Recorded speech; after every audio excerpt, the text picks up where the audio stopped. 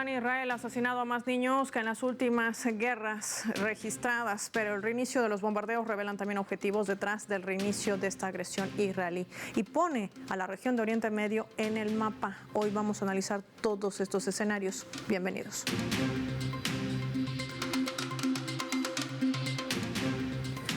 Por esta razón les proponemos desplegar nuestro mapa y revisar algunos datos claves para poder entender todo este panorama. Gaza sufre en silencio. Vamos a desplegar nuestro mapa. Identificamos allí de color verde a Palestina, territorio palestino que queda tras la ocupación ilegal que mantiene Israel desde 1948. Hay que decir que el Ministerio de Salud ha informado que se ha elevado el número total de muertos a 1.163 desde que se ha roto de manera unilateral el acuerdo de cese al fuego el pasado 18 de marzo, acordado, recordemos, entre el ala de resistencia palestina Hamas y el régimen sionista de Israel. En los últimos 10 días del mes de marzo, al menos 322 niños han perdido la vida. Todo esto por la intensidad de los bombardeos, además que se suma el bloqueo humanitario a casi 18 meses de la intensificación de ese genocidio en Gaza. Se han asesinado al menos 15.000 niños y más de 34.000 se encuentran heridos. A su vez, 1 millón de menores de edad han sido obligados a desplazarse de manera abrupta. Hay informes que también se suman con datos, revelan que casi 39.400 niños han perdido al menos a uno de sus padres y 17.000 niños han quedado huérfanos.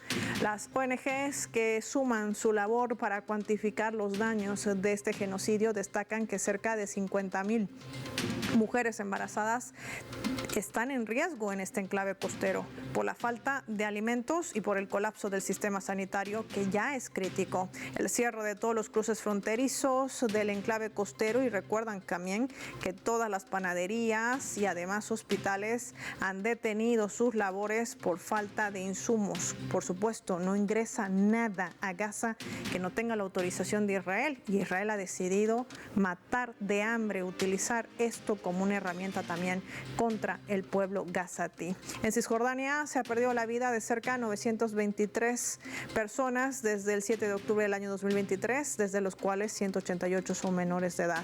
Y en cuanto a los trabajadores humanitarios, se ha registrado la muerte de al menos 408, un genocidio que tiene también como blanco no solamente mujeres, niños, sino también trabajadores de la salud y hasta trabajadores de la prensa.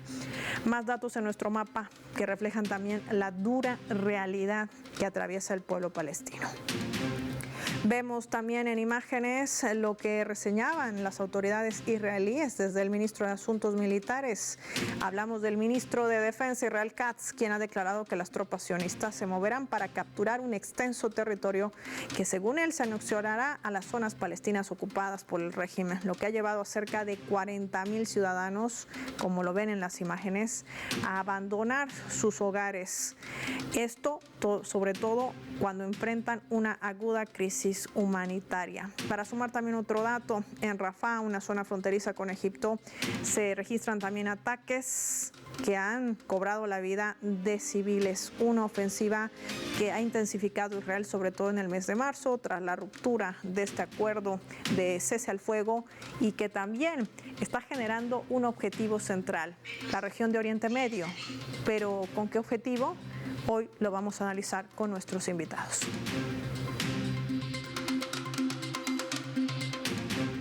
Nos acompaña en directo desde España Daniel Lobato, experto en temas de Oriente Medio, Oriente Próximo y sobre todo en este análisis geopolítico. Hola Daniel, qué gusto tenerte en Telesur, bienvenido. Un placer, Paola, estar de nuevo contigo. Hablamos de una realidad cruda y al mismo tiempo dura, porque estamos hablando de vidas humanas, de niños que siguen siendo el blanco de los ataques, de los bombardeos por parte de Israel. Pero uno se pregunta, ¿qué hay detrás de la decisión de Benjamín Netanyahu de haber roto de manera unilateral este acuerdo de cese al fuego? Cuando miramos en nuestro mapa toda esta región de Oriente Medio, ¿será Irán el objetivo?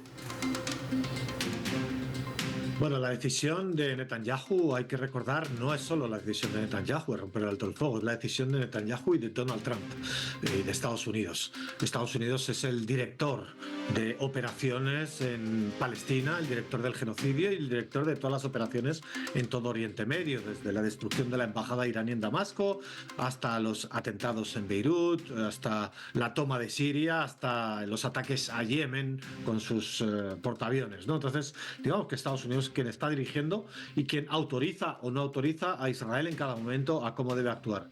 Y, por supuesto, el alto el fuego para Netanyahu era, digamos, una derrota, ¿no?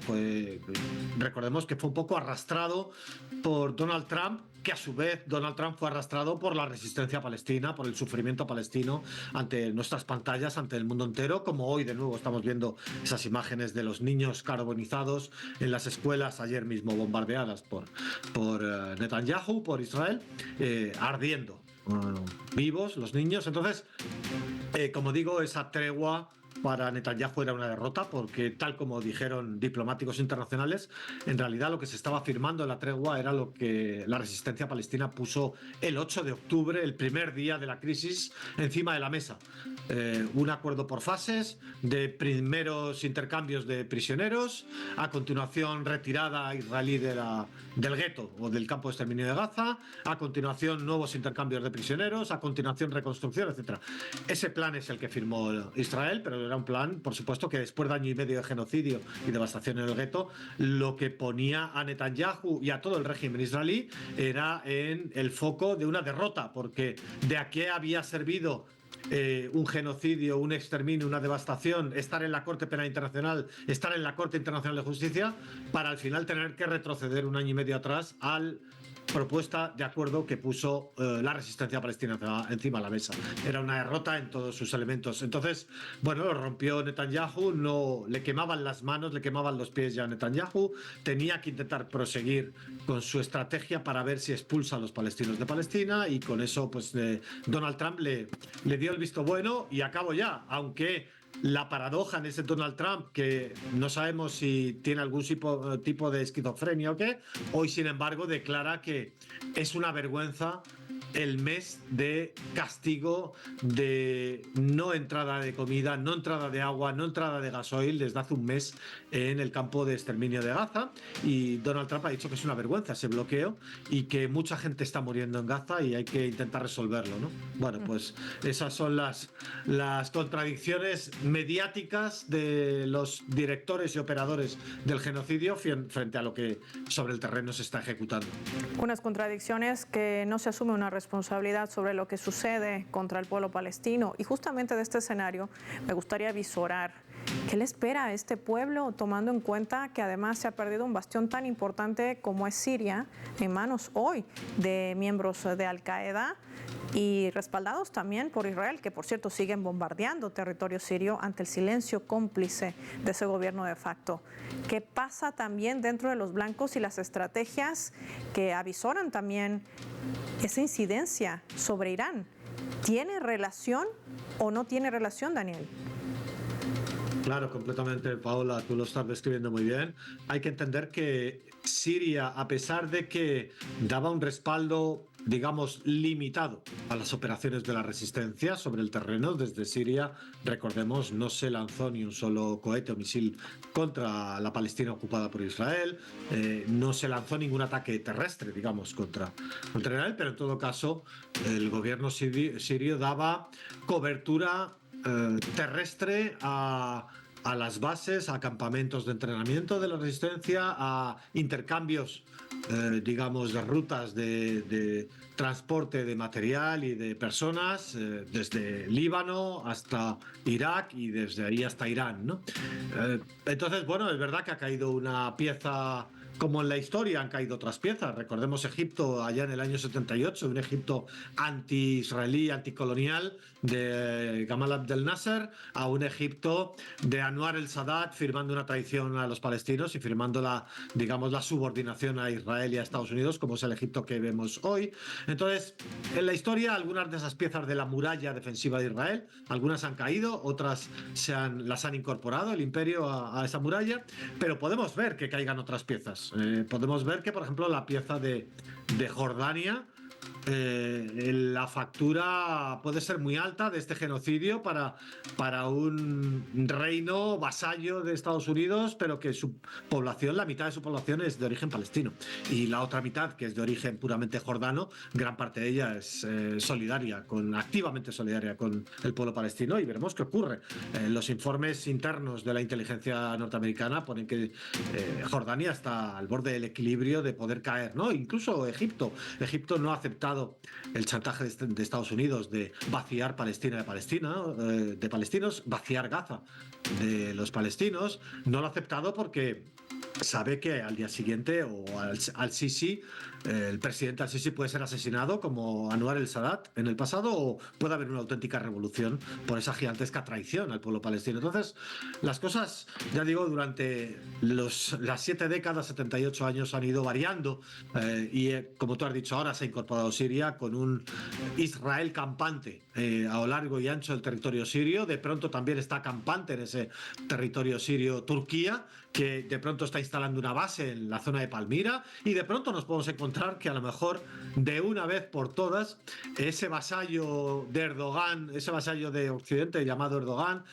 Turquía, pues de pronto se enfrente a Israel, o no, o simplemente sea un pacto de reparto del territorio sirio, esto para ti y esto para mí, ¿no? Que también puede ser. Entonces, esos vaivenes que está provocando la resistencia palestina, que decías tú que le espera al pueblo palestino, yo creo que al pueblo palestino le espera un gigantesco sacrificio y sufrimiento, pero le espera la victoria, como al pueblo vietnamita, al pueblo de Argelia, al pueblo de Camboya, todos los pueblos que han luchado sus luchas de liberación nacional por la descolonización de sus territorios, han tenido que pagar una gigantesca factura de la cual nunca han respondido las potencias agresoras. España, Reino Unido, Francia, en sus colonizaciones nunca han pagado ninguna rendición de cuentas. Bueno, eso es lo que estamos viendo en vivo y en directo con tecnología del siglo XXI, y en este caso Irán también aguantando a duras penas, que apuntabas el tema de Irán.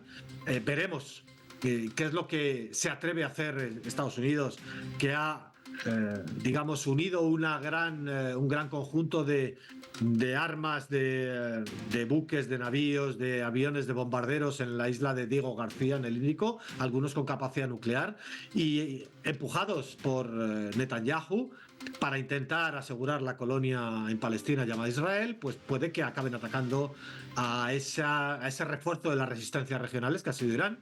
Esos misiles que van y que vuelan por encima de Palestina y del parlamento israelí, de la casa de Netanyahu, pues son misiles que intentan neutralizar Estados Unidos e Israel.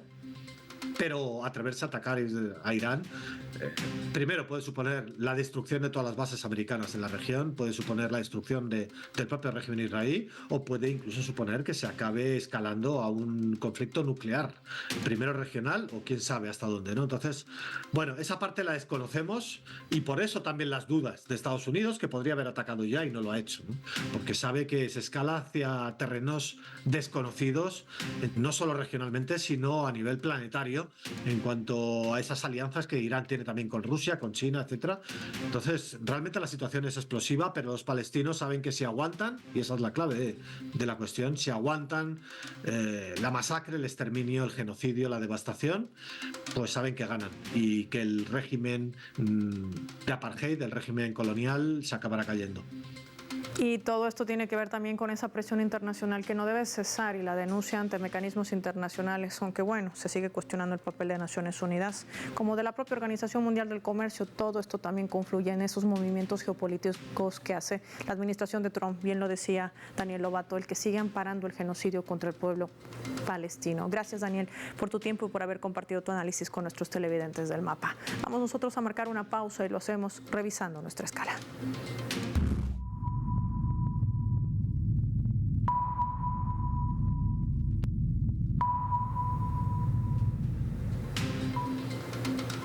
Esta vez a través de la red social X, desde allí se publica un vídeo de la destrucción de la única planta desalinizadora de agua. Todo esto ubicado en el barrio de Al-Tufa, al este de la ciudad de Gaza, por parte de las fuerzas de ocupación de Israel, quienes siguen bombardeando el enclave costero. Hay que recordar que mediante su política de asedio, el gobierno sionista ha suspendido el suministro de bienes al territorio de más de 2 millones de palestinos. Esta planta de desalinización estaba proporcionando, ¿sabe cuánto? 18,000 metros cúbicos de agua por día.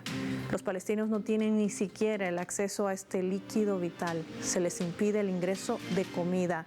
No hay servicios sanitarios porque Israel no lo permite. Así se enfrenta Gaza a una estructura absolutamente deshumanizante, todo por tener control de este territorio y sobre todo bajo los intereses geopolíticos de grandes naciones como Estados Unidos al servicio de Israel. Ya volvemos.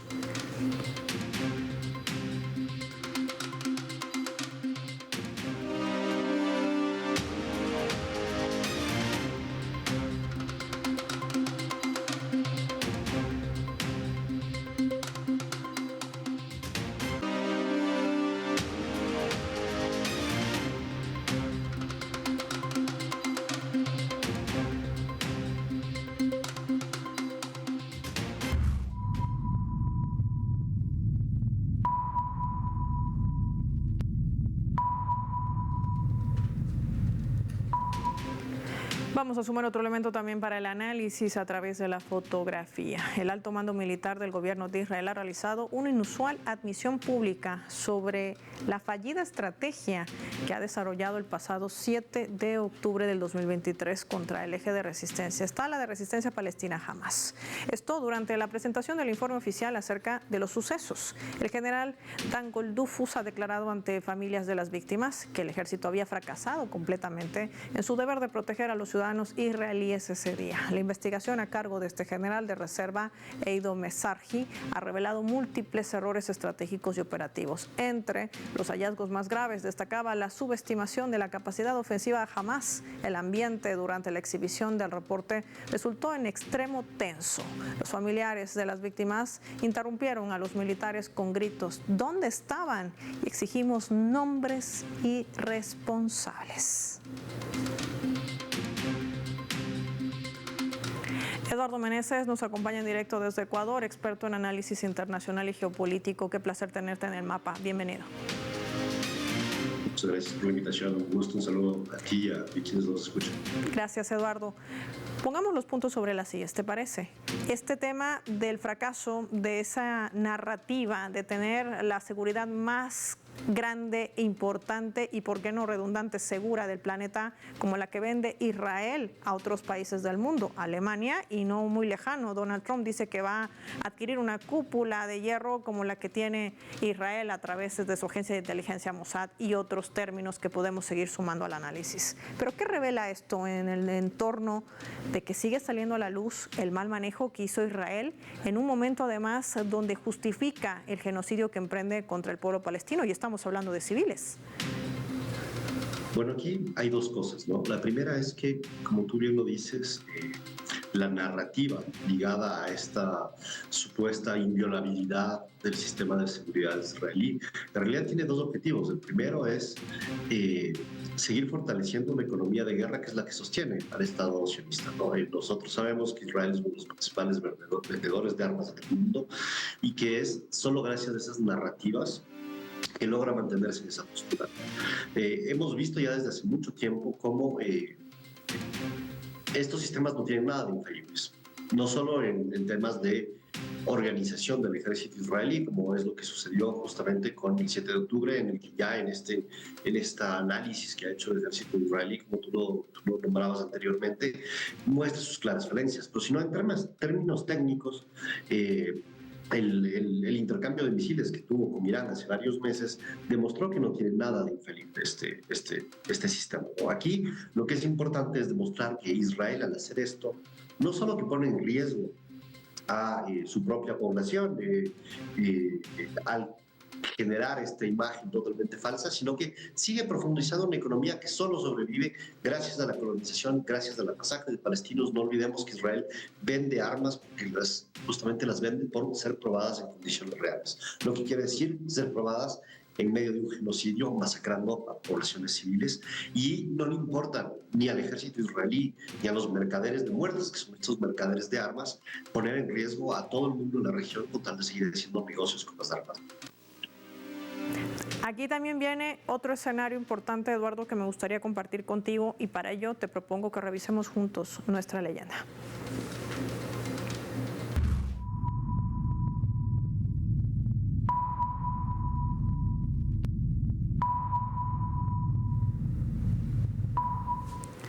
Israel Katz es el ministro de Defensa de Israel, y esto es lo que reseñaba también en una reciente intervención, hay que decir.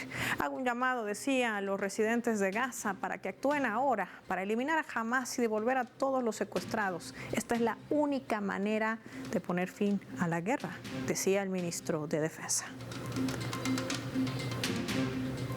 Eduardo, una vez más, Israel utiliza la narrativa del engaño, no solamente ante la opinión pública, sino también hasta contra el pueblo palestino.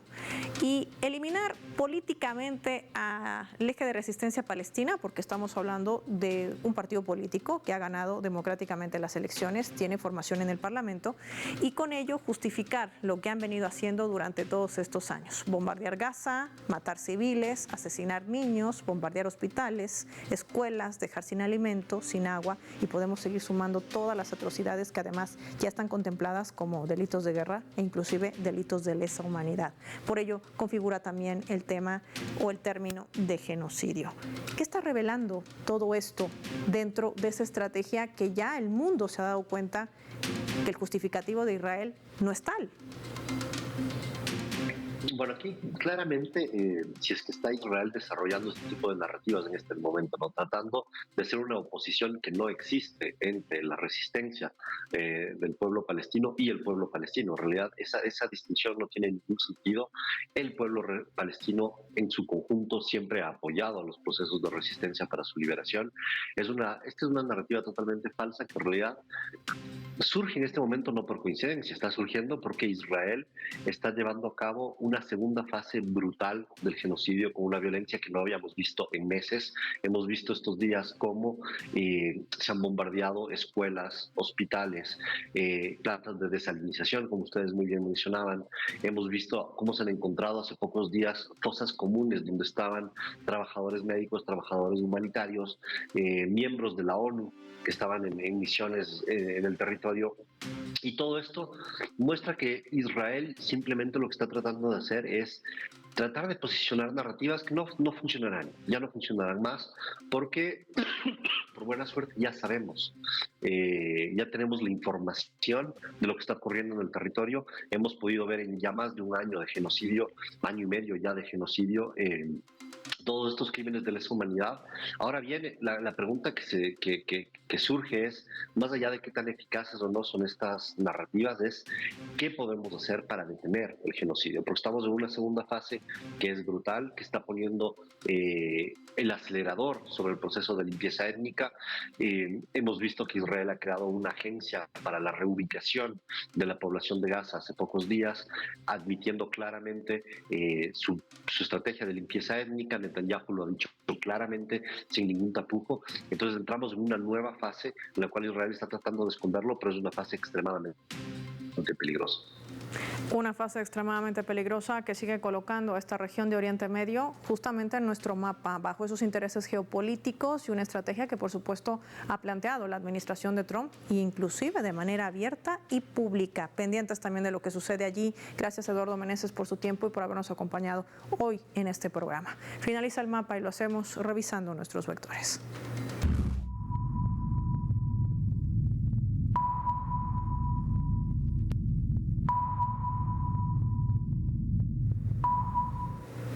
Nuestro radar en el mapa hoy nos refleja las 3 claves sobre este tema. 1. Acuerdo roto. Una estrategia de Netanyahu para reanudar los bombardeos aéreos sobre Gaza, que representa un claro revés al acuerdo de alto al fuego y le da a Netanyahu una mayor longevidad política, retrasando su rendición de cuentas por el fracaso rotundo del 7 de octubre del 2023, especialmente después de las confesiones del jefe de Estado Mayor israelí retirado, quien ha reconocido el éxito de Hamás en engañar a Israel y lograr avances significativos, echando por tierra esa narrativa de que Israel sería el país con mejores epicentros de seguridad, que inclusive sigue vendiendo armas bajo esa narrativa. 2. Irán. Oriente Medio, que se encuentra en un punto crítico frente a momentos decisivos, no solamente en Gaza, sino en varios países de esa región, mientras la administración del presidente Trump envía 3 portaaviones más al Mediterráneo, lo que indica una posible preparación para un enfrentamiento o una guerra ampliada que podría involucrar a ciertos países, poniendo una vez más en el blanco a Irán. 3. Responsabilidad. Ayer se desarrollaba una nueva votación en Naciones Unidas, donde una vez más casi todos los países han votado a favor de que Israel rinda cuentas y se haga justicia por los derechos humanos de los palestinos en Gaza. Pero como siempre, han salido los europeos con su hipocresía a sumarse a esta condena, cuando deberían asumir la responsabilidad de seguir armando Israel y de amparar este genocidio. Soy Paola Pérez y nos vemos en otra edición del Mapa.